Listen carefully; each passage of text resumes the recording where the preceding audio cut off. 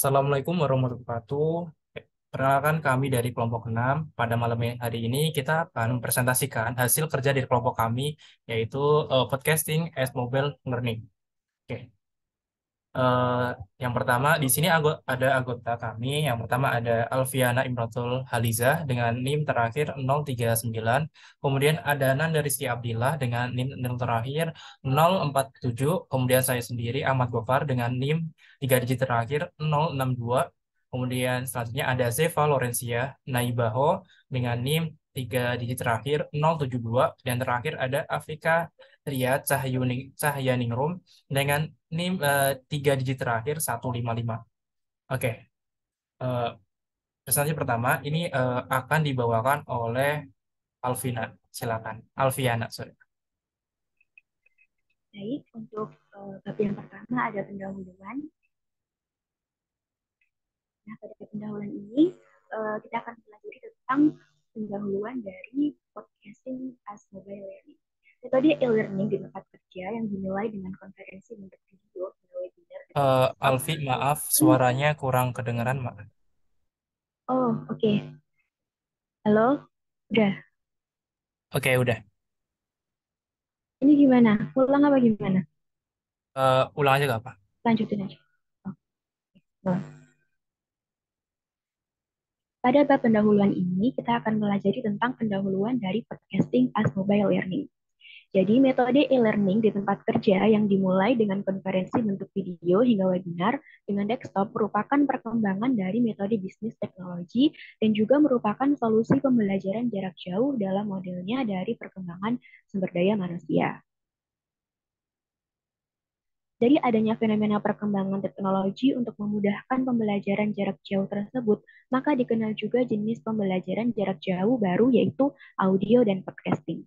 Audio dan podcasting video dinilai sebagai pembelajaran mobile yang menyediakan dimensi yang sangat berbeda dari pembelajaran jarak jauh yang lain, yang dimana tidak lagi dibatasi oleh desktop atau ruang konferensi sehingga bisa diakses dimanapun dan kapanpun. Kemudian selanjutnya adalah bahasan yang akan kita bahas pada kesempatan kali ini. Di sini ada 4 bahasan. Yang pertama adalah latar belakang dari adanya gelombang pembelajaran mobile. Kemudian selanjutnya adalah bagaimana podcasting itu muncul. Dan yang ketiga adalah pembelajaran yang dipelajari dan tren yang sedang berkembang. Dan yang terakhir adalah memeriksa permasalahan yang dihadapi oleh Human Resource Informatics System Electronic Human Resource Management individual dan profesional dengan pembelajaran mobile. Kemudian selanjutnya adalah latar belakang. Nah, di sini kita akan membahas tentang sejarah podcasting. Dalam sejarah podcasting, Dave Wiener dan Adam Curry awalnya mendiskusikan tentang penggunaan web XML dan RSS format untuk mengirimkan audio dan video pada tahun 2001. Deviner akhirnya berhasil merealisasikan idenya. Kemudian Adam Curry mempopulerkan format tersebut pada tahun 2004 dengan dirilisnya perangkat lunak iPodder dan peluncuran podcastnya yang diberi judul Daily Source Code. Nah, sebagian besar podcasting audio awalnya difokuskan pada musik, namun kenyataannya podcasting lebih dari hanya sekedar pertunjukan radio. Audiens dan podcaster pemula diidentifikasikan menjadi pembawa acara pada pertunjukan radio mereka sendiri, atau yang sekarang bisa dipanggil sebagai content creator. Nah, untuk selanjutnya akan dilanjutkan oleh teman saya, Nanda. Baik, terima kasih Alfiana. Di sini saya akan menjelaskan pengertian podcasting. Podcast adalah serangkaian file audio yang disimpan. Bisa Anda suaranya kurang terdengar ya? Oke. Podcast adalah serangkaian file audio yang disimpan dan tersedia di internet dan bisa dipublikasikan di internet yang memungkinkan setiap episode dapat ditonton oleh halayak umum.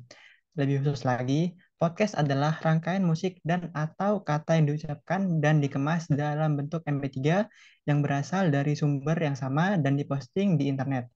Podcast direkam secara digital agar kompatibel untuk sebagian besar browser internet saat ini dan program MP3. Nah, berikutnya, seberapa luas bahasan podcast?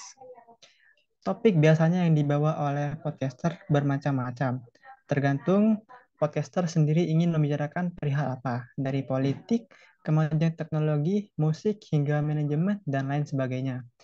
Podcast sendiri bisa bertujuan memperoleh informasi dari sudut pandang orang lain terhadap topik yang dibicarakan. Nah, untuk video marketing sendiri akan dijelaskan oleh teman saya.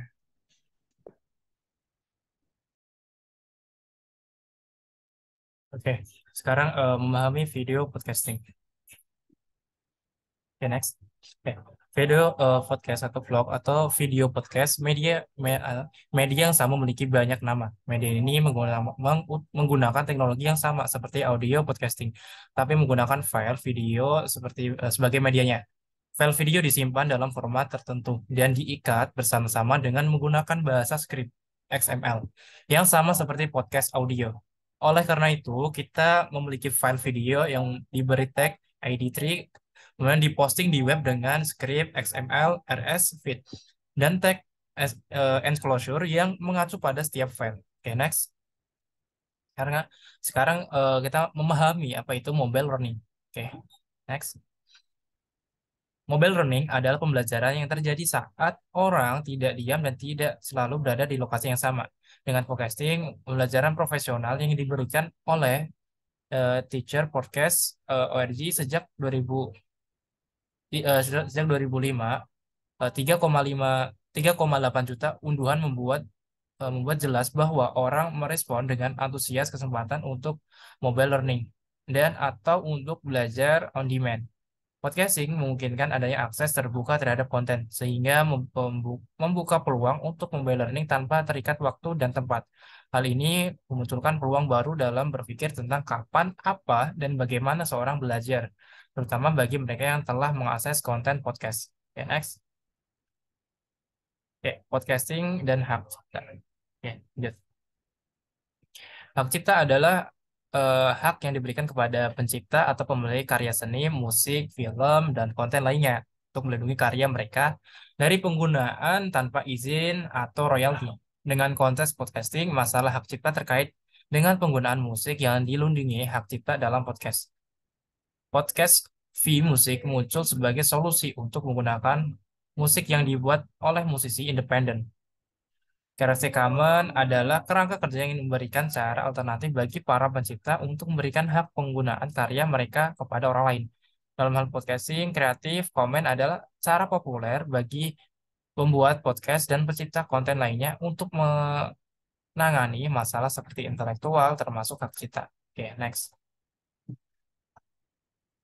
Dalam konteks podcasting, Creative Commons sering digunakan sebagai cara untuk memberikan izin penggunaan musik atau konten lain yang dilindungi hak cipta secara legal dalam podcasting. Dengan adanya kerangka kerja Creative Commons, pengguna podcast dapat memanfaatkan konten yang diizinkan oleh pencipta konten dengan cara yang diizinkan oleh lisensi Creative Commons. Ini dapat membantu menghindari masalah hukum hak cipta dalam podcasting dan memungkinkan pencipta konten untuk memperluas jangkauan mereka. Okay, next. Selanjutnya, format pembelajaran profesional, penyampaian, dan ruang lingkup. Next. Podcasting menyediakan metode instruksional yang luar biasa dengan penyampaian dan ruang lingkup yang luas untuk mengajar dan belajar. Metode pembelajaran jarak jauh yang sebelum ini sudah dikembangkan karena terkesan monoton dan kurang bervariasi, baik itu bagi jenjang pendidikan dasar maupun pendidikan tinggi. Next. Namun sekarang dapat terlihat indikator bahwa podcasting dapat mengubah pengajaran dan pembelajaran ke dalam dimensi dan bentuk baru. Setelah bertahun-tahun, pembelajaran jarak jauh berkembang. Podcasting dapat memberikan kekuatan serta perkembangan baru untuk pembelajaran jarak jauh. Audio dan podcast video pada perangkat kecil dapat diambil dengan XRIS, eHarm, dan pembelajaran pada waktu yang berbeda dan lokasi yang berbeda untuk mengakses, membuat, dan berinteraksi dengan konten dan sesama lain yang pada akhirnya memiliki potensi untuk mengubah secara drastis cara pengajaran dan pembelajaran yang ada. Next. Ada beberapa aspek dalam pembuatan podcast. Yang pertama, konten podcast. Konten dan tujuan perlu dipertimbangkan ketika berkaitan dengan sektor korporat dan pendidikan. Hal ini penting karena podcast dapat digunakan sebagai instruksi, direplikasi, atau dijadikan produk komersial. Yang kedua, panjangnya episode. Durasi panjang episode adalah karakteristik penting dalam mempertimbangkan format podcast. Pada tahun 2007, konsensus menyatakan bahwa durasi ideal untuk podcast audio adalah antara 25-30 menit. Namun, untuk video podcast, durasinya jauh lebih pendek dengan batasan maksimum sekitar 10 menit. Dengan mempertimbangkan batasan ini, konten tujuan dan desain harus dapat ditentukan dan disesuaikan. Next. Yang ketiga yaitu feedback dari pengguna. Semakin banyak pelatih dan pendidik yang menggunakan podcasting dan pembelajaran yang kemudian menghasilkan umpan balik, ini dapat memberikan pengembangan baru yang kuat untuk pembelajaran jarak jauh. Dan yang keempat yaitu fleksibilitas dan mobilitas, yaitu dapat diakses dan dinikmati dengan mudah oleh para pembelajar di tempat dan waktu yang mereka inginkan.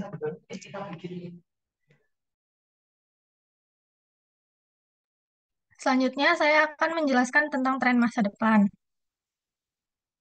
Jadi, ada 3 dimensi baru podcasting untuk metode pembelajaran. Yang pertama itu adalah mobilitas. Mobilitas di sini maksudnya adalah pembelajaran dapat dilakukan dapat dilakukan di mana saja. Contohnya seperti study from cafe. Yang kedua, fleksibilitas. Artinya memberikan kenyamanan dan personalisasi sesuai kebutuhan. Jadi maksudnya belajar di mana aja yang menurut kita nyaman asalkan bisa memahami materi yang dijelaskan. Yang ketiga, jangkauan profesional. Maksudnya adalah belajarnya dengan cara yang efektif, efisien, terus daya tariknya tinggi supaya bisa menerima materi dengan baik. Next. Nah, terus di sini ada masa depan podcasting.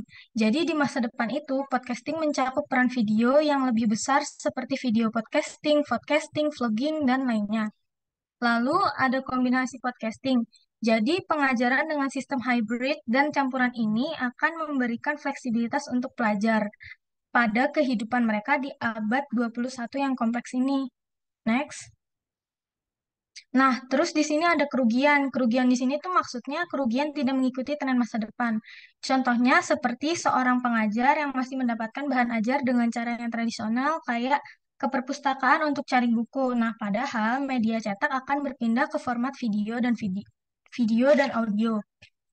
Selanjutnya, meningkatkan peluang penyampaian pembelajaran. Jadi, cara untuk meningkatkan peluang penyampaian pembelajaran secara profesional di Web 2.0 adalah dengan cara podcasting dan pembelajaran seluler, karena metode ini efektif dan hemat biaya.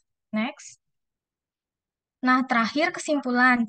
Jadi, karena teknologi dan antarmuka pengguna mengubah pembelajaran jadi jarak jauh, sisi negatifnya itu pelajar jadi kurang bersosialisasi, terus koneksi yang didapat juga kurang luas. Nah, sisi positifnya pelajar memiliki keahlian yang lebih luas dalam memulai sesuatu, terus dikembangkan dan dipertahankan melalui teknologi seperti web pribadi yang berisikan kreativitasnya, terus memiliki komunitasnya sendiri, dan lain-lain. Oke. Terima kasih. Pada malam ini kita selesai melakukan presentasi. Cukup sekian dari kami. Assalamualaikum warahmatullahi wabarakatuh.